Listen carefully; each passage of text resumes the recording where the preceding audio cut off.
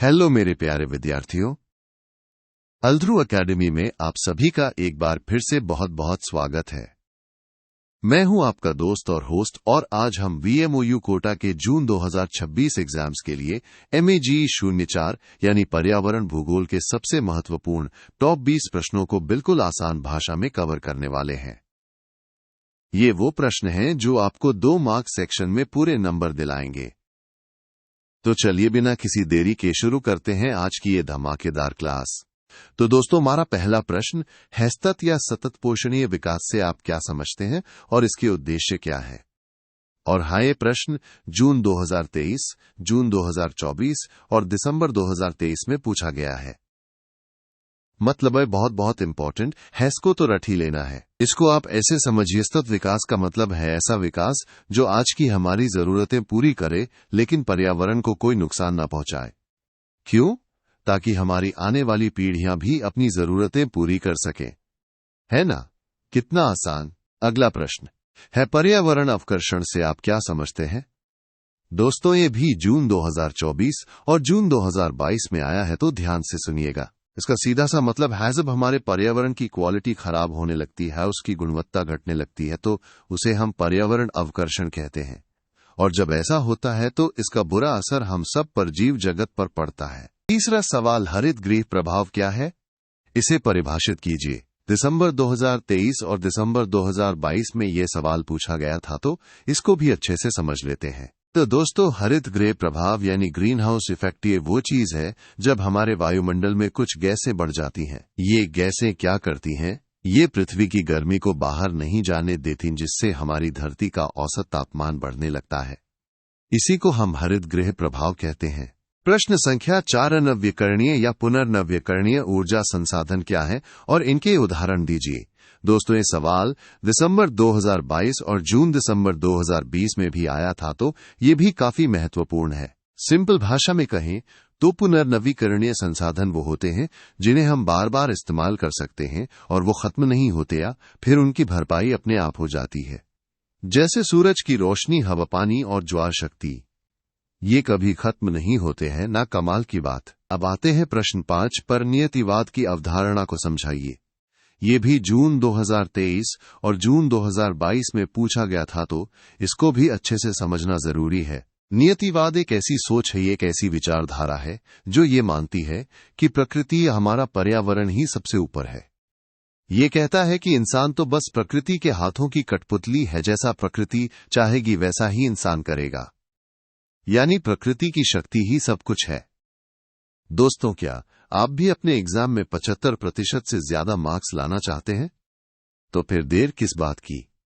हमने आपके लिए एक पूरी सब्जेक्ट गाइड तैयार की है, जिसमें ऐसे ही और भी बहुत सारे महत्वपूर्ण प्रश्न और उनके उत्तर हैं। इस पूरी PDF गाइड को अभी डाउनलोड करें। इसका डायरेक्ट लिंक आपको नीचे डिस्क्रिप्शन बॉक्स में मिल जाएगा।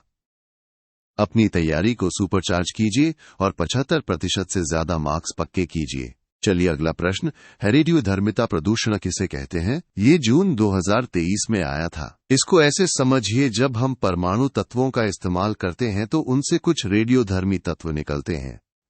अगर ये तत्व हमारे वातावरण में मिल जाते हैं तो ये जो प्रदूषण फैलाते हैं ना, उसे ही हम रेडियोधर्मी प्रदूषण कहते हैं। ये बहुत खतरनाक हो सकता है। प्रश्न संख्या 7, पर्यावरण प्रबंधन को परिभाषित कीजिए। ये भी जून 2023 का एक महत्वपूर्ण सवाल है। पर्यावरण प्रबंधन का मतलब है कि हम अपने पर्यावरण का सही तरीके से इस्तेमाल करें और उसकी रक्षा करें। ऐसा क्यों? ताकि हमारा जो पूरा पारिस्थितिक तंत्र है ना, उसका संतुलन बना रहे और सब कुछ सही चलता रहे। 8वां प्रश्न, पारिस्थितिकी तंत्रीय जैव विविधता क्या है? ये भी जून 2023 में पूछा गया था। इसका मतलब है कि किसी भी जगह पर कितने अलग अलग तरह के पारिस्थितिक तंत्र मौजूद हैं और वो कैसे फैले हुए हैं। जितनी ज्यादा विविधता होगी उतना ही हमारा पर्यावरण स्वस्थ होगा। प्रश्न संख्या 9, ओजोन क्षय क्या है? ये भी जून 2023 में आया था। ओजोन क्षय का मतलब है हमारी पृथ्वी के ऊपर जो ओजोन परत है ना, समताप मंडल में उसका पतला होते जाना या कमजोर पड़ना।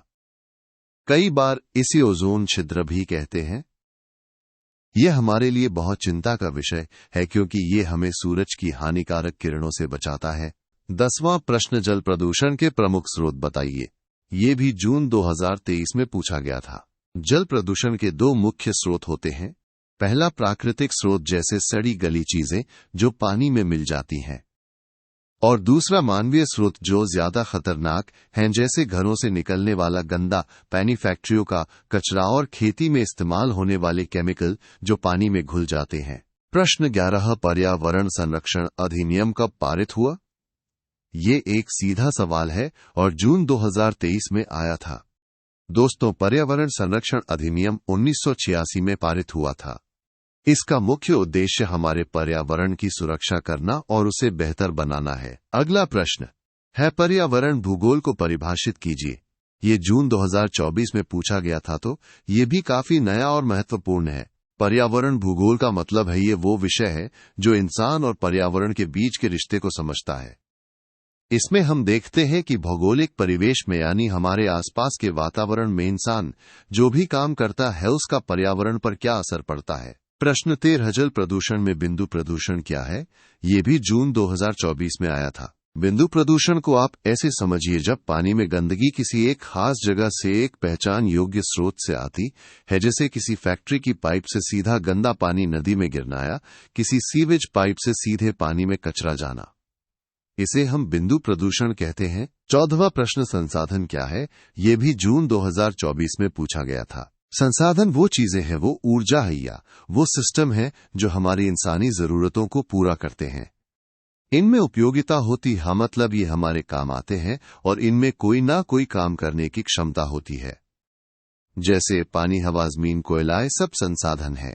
प्रश्न 15, मरुस्थलीकरण क्या है? ये भी जून 2024 में आया था। मरुस्थलीकरण का मतलब है जब हमारी उपजाऊ जमीन या थोड़ी सूखी जमीन जलवायु परिवर्तन की वजह से या इंसानों की गलत हरकतों की वजह से रेगिस्तान में बदलने लगती है। ये बहुत गंभीर समस्या है दोस्तों।